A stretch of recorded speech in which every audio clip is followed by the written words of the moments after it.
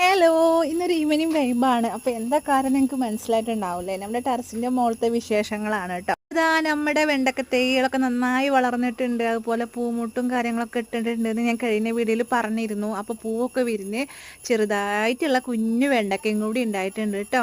ഒരു നേരത്തെ കറി വെക്കാനുള്ള വെണ്ടക്ക നമുക്ക് കിട്ടിക്കഴിഞ്ഞാൽ അത് നമുക്ക് പുറത്തൊന്നും മേടിക്കണ്ട. അതുപോലെ പുറത്തുള്ള വിഷാംശമായിട്ടുള്ള പച്ചക്കറികൾ നമുക്ക് കഴിക്കുകയും വേണ്ട അല്ലേ.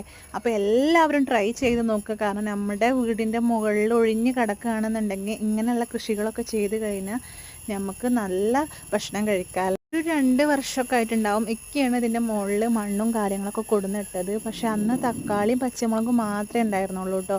വേറെയുള്ള കൃഷികളൊക്കെ ചെയ്യുമ്പോൾ ഒന്നും അതിൽ പിടിച്ചിരുന്നില്ല. പക്ഷേ ഇപ്പോൾ നന്നായി മണ്ണ് അവിടെ പിടിക്കുക കാരണം നിറയെ ഉണ്ടായിട്ടുണ്ട് കേട്ടോ. അപ്പോൾ നിങ്ങളുടെ ഫീഡ്ബാക്ക് എന്തായാലും അറിയിക്കണം. അതുപോലെ എന്നോട് സപ്പോർട്ട് ചെയ്യണമെന്ന് പറഞ്ഞ കുറേ പേരുണ്ട്. അവരൊക്കെ ഞാൻ സപ്പോർട്ട് ചെയ്യുന്നുണ്ട്. അപ്പോൾ ഓക്കെ, ബൈ.